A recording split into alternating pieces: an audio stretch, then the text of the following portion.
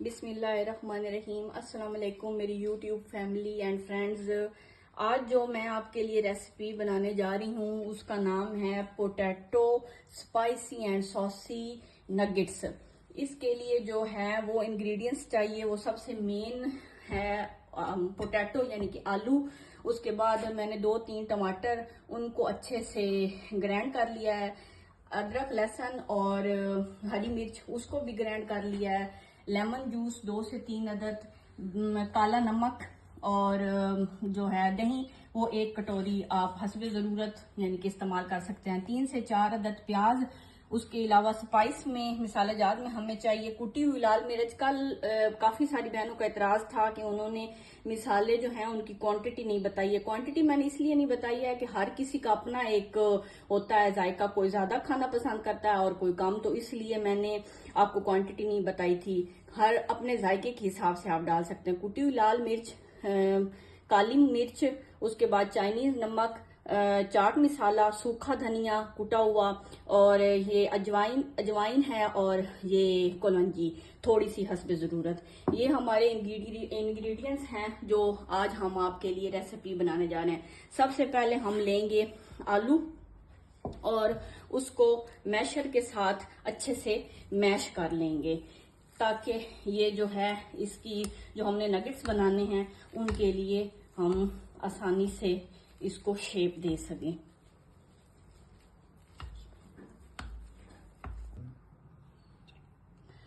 अब हमने आलूओं को अच्छे से मैशर के साथ मैश कर लिया है, और मैश करने के बाद अब हम इसके अंदर जो मिसाले हमने नगेट्स के लिए डालने हैं उनमें है ब्लैक पेपर, काली मिर्च, वो मैं थोड़ी सी इसके अंदर डालूंगी, और बाकी जो इसकी सॉस बनानी है उसके अंदर डालूंगी। चाइनीज नमक भी थोड़ा सा इसके अंदर डालूंगी, और बाकी जो है वो इसकी सॉस के अंदर डालूंगी। चाट मसाला थोड़ा सा, ये जो है सूखा धनिया, ये सारा हम डाल देंगे। ये कुटी हुई लाल मिर्च आधी इसमें डालेंगे, और अजवाइन ये भी आधी इसके अंदर डालेंगे, और कलौंजी भी थोड़ी सी हम इसके अंदर डालेंगे। उसके बाद मैंने सफ़ेद नमक का इस्तेमाल नहीं किया है, मैंने काले नमक का इस्तेमाल किया है। काला नमक जो है वो हम हस्बे ज़रूरत इसके अंदर डालेंगे, क्योंकि चाट मसाले के अंदर भी आपको पता होता है, इसलिए जो काला नमक है वो हस्बे ज़रूरत इसके अंदर डालने के बाद हाथों की मदद से अच्छे से इसको हल कर लेंगे। जब तक मैं इसको हल करूंगी तब तक मैं आपसे एक बात शेयर करना चाहूंगी कि आज मैंने अगर अपना YouTube चैनल बनाया है तो उसके अंदर मेरी फैमिली और सबसे बड़ा हाथ मेरी फैमिली का है, क्योंकि मेरी सिस्टर जो हैं उन्होंने और मेरे हस्बैंड उन्होंने मुझे मोटिवेट किया कि आप घर में हैं तो आप अपना YouTube फैमिली चैनल क्यों नहीं बनाती हैं फूड के लिए ना। वैसे भी वो मुझे कहती रहती हैं कि आपकी जो है कुकिंग वो हम सब बहनों में से अच्छी है, तो आप क्यों नहीं करती हैं। वो तो मुझे काफ़ी टाइम हो गया है वो मुझे कहती रहती हैं, लेकिन मैंने बस इस तरफ तवज्जो नहीं दी। तो अब बस मेरे दिल में ख्याल आया कि मैं अपने YouTube जो फैमिली है उसके लिए अच्छे से खाने बनाऊं और उनके लिए जो है वो कुकिंग करूं।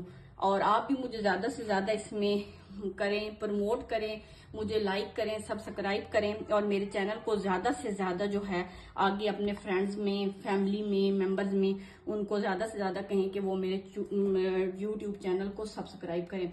अब ये हमारा मिसाला हो गया तैयार, तो अब हम जो है इसको इनके नगेट्स बनाकर उनको फ्राई करेंगे।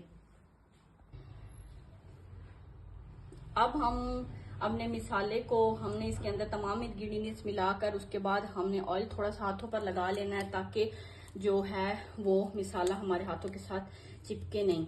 और उसके बाद हमने इसकी अपने हिसाब से, आप चाहें तो गोल बना सकते हैं, आप चाहें तो लंबी शेप इसको दे सकते हैं, चाहे तो स्क्वायर बना सकते हैं, जैसे आपका दिल करे आप उस हिसाब से इसके नगेट्स बना सकते हैं।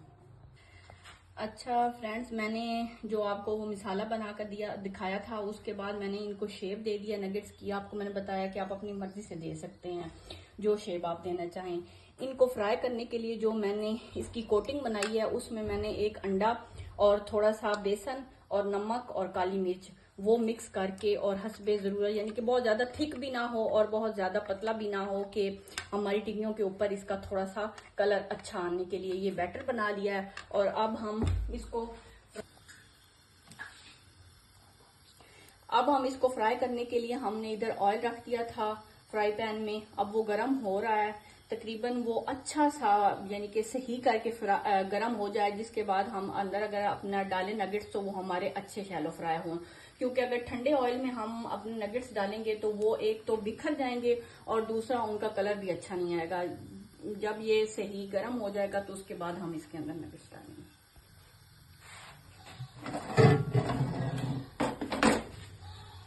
अब हम इसको फ्राई करेंगे। फ्राई करने के लिए हम एक नगेट उठाएंगे और उसको जो बैटर हमने बनाया है उसके अंदर कोट करने के बाद इसको फ्राई करेंगे।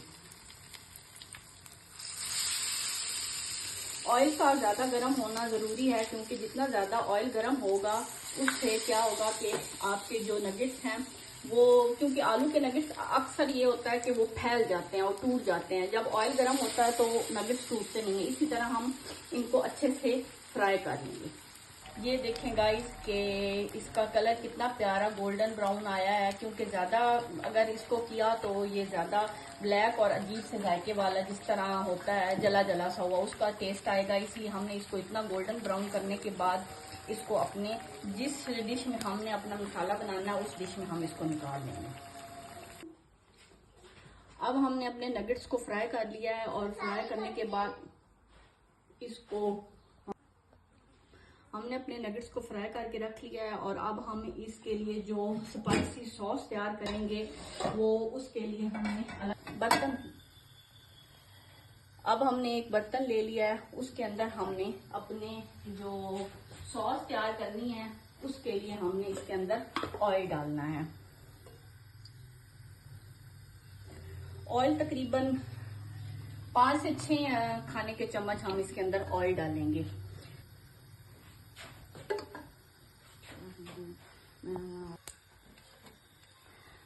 हमारा ऑयल गर्म हो चुका है। ऑयल गर्म होने के बाद अब हम इसके अंदर डालेंगे चॉप हुई प्याज। ये तकरीबन मैंने 4 से 5 अदद ली थी प्याज, दरमियाने साइज की। अब इसको हम फ्राई करेंगे ऑयल के अंदर फ्राई करेंगे। जो हमने इसकी नगेट्स की सॉस, स्पाइसी सॉस बनानी है ना, उसके लिए अब मैं तैयारी कर रही हूँ।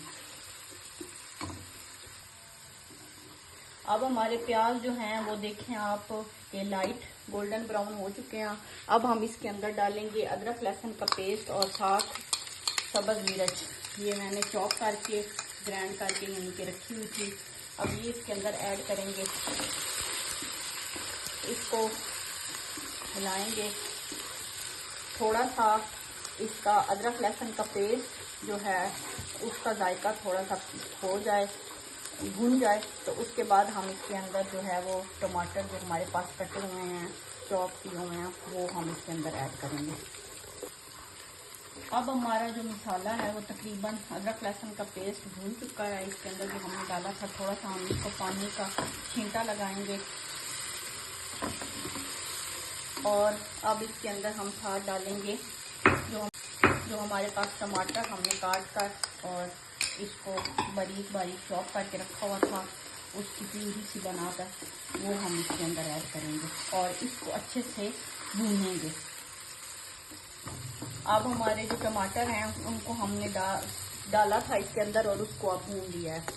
अब उसके बाद हमारे जो मसाले थे, जिनमें से आधे हमने उसके अंदर डाले थे नगेट्स के अंदर और आधे अब हम इसके अंदर डाल रहे हैं। इनकी क्वांटिटी आप कम और ज़्यादा अपनी मर्जी से कर सकते हैं, क्योंकि हर बंदे का अपना एक टेस्ट होता है। कोई ज़्यादा खाना पसंद करता है और कोई लाइट खाना पसंद करता है। अब हम इन तमाम मसालों को डालकर और अच्छे से भून लेंगे। अब हमने मसाले डाल दिए हैं और डालने के बाद मैंने इसको तकरीबन अच्छे से 5-7 मिनट के लिए भूनना है। भूनने के बाद अब हम इसके अंदर डालेंगे दही। 1 कटोरी दही मैंने लिया, अब उसको हम डालेंगे। अब उसको डालने के बाद अच्छे से इसको मैं हिलाऊंगी, ताकि जो एक दही की वो फुटकड़ियाँ सी बन जाती हैं ना, वो ना बने। अब इसके अंदर दही डाला है हमने और इसको हम हिलाएंगे। तकरीबन इसको 5 से 7 मिनट के लिए आप लोगों ने इसको अच्छे से पकाना है ढक्कन देकर।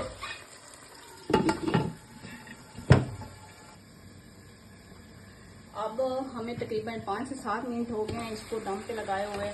अब हम इसको खोल कर हिलाते हैं और हिलाने के बाद आप लोगों ने इसको ना ज़्यादा सुखाना है और ना ही ज़्यादा पतला रखना है। इतनी ग्रेवी रखनी है कि वो उस नगेट्स के ऊपर डालने के बाद हम यानी कि अच्छा सा, ज़्यादा थिकनेस भी ना हो और ज़्यादा मतलब पतली भी ना हो, सॉसी सी रखनी है, जूसी सी। ये देखें तकरीबन हमारी जो सॉस है वो तैयार है। अब एंड में हम इसके अंदर डालेंगे लेमन जूस। तकरीबन वो 2 से 3 जूस लेमन थे, उनका मैंने जूस निकाल कर यानी कि रस निकाल कर रखा हुआ था। ये एंड में आप लोगों ने डालना है, क्योंकि आपको पता है ना कि जब ये जूस डलेगा तो उसके बाद दही जो है उसके अंदर और ज़्यादा थिकनेस आ जाएगी। तो इसको डालने के बाद हमने हिलाना है थोड़ा सा, और हिलाने के बाद हमारी ये सॉस तैयार है। और फिर मैं आप इसको नगेट्स के ऊपर डालूंगी। अब हमारी सॉस जो है वो बनकर तैयार हो चुकी है, ये देखें। और अब हम इस सॉस को अपने जो बनाए हुए नगेट्स हैं उनके ऊपर ऐसे करके फैला देंगे अच्छे से।